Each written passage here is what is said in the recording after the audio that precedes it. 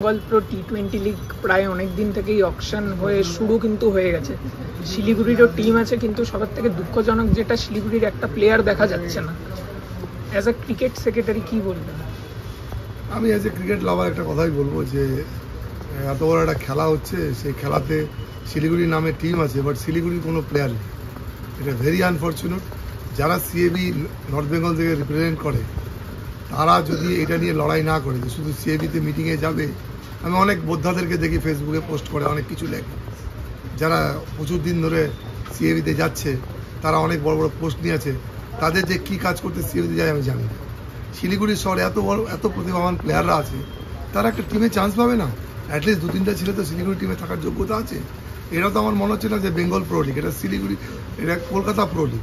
এটা যে হচ্ছে এটা কলকাতা প্রো লিগ। শিলিগুড়ি শহরের ছেলে শিলিগুড়ি টিমে থাকবে না, তাহলে নাইট রাইডার্স সেম কেস। যখন সৌরভ গাঙ্গুলিকে নাইট রাইডার্সকে বাদ দেওয়া হয়েছিল, তখন সবাই মিলে প্রতিবাদ করা হয়েছিল যে বেঙ্গল টিমে ক্যালকাটা নাইট রাইডার্সের বেঙ্গলে কোনো প্লেয়ার নেই। তা আমার বক্তব্য এই জায়গায়, যারা সিএবি নর্থ বেঙ্গল থেকে যারা যায়, তারা কি করতে যায়? ওই ম্যাচ দেখতে যায়, আর ওই হসপিটালিটি নিতে যায়, আর বড় বড় পোস্ট নিতে যায়। তাদের কি লড়াই করার ক্ষমতা নাই? আর আমি খালি ফেসবুকে পোস্ট দেখি তাদের বড় বড়। আমার বক্তব্য হলো যে যদি আপনারা ক্রিকেট লাভার হন, যদি ক্রিকেটের ওয়েলউইসার হন, তাহলে প্লেয়ারদের জন্য লড়াই করুন। আজকে এত ভালো ভালো ছেলে আছে, আমি নাম বলছি না, তাদের খেলার যোগ্যতা আছে, তারা চান্স পাবে না। এবারে আপনি শিলিগুড়ির নাম দিচ্ছেন, আর তাতে কোনো শিলিগুড়ির লোকের তো ইন্টারেস্ট থাকবে না। আমার মনে হয় না শিলিগুড়ির খেলা কেউ দেখে। আগামীতে কিন্তু এটা নিয়ে ভাবতে হবে। নর্থ বেঙ্গল ক্রিকেট এমনি শেষ হয়ে যাচ্ছে, আর এটা ইচ্ছাকৃতভাবে কিছু মানুষ এটাকে শেষ করার চেষ্টা করছে। আজকে শিলিগুড়ির এত প্লেয়ার, তারা কেন খেলবে না এই টুর্নামেন্টে? কী কারণে চান্স পাবে না? তার জবাবদাহিটা কে করবে?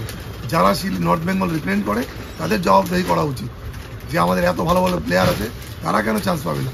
যারা সুপার ডিভিশনে কলকাতায় দাপিয়ে বেড়াচ্ছে, দাপিয়ে খেলছে।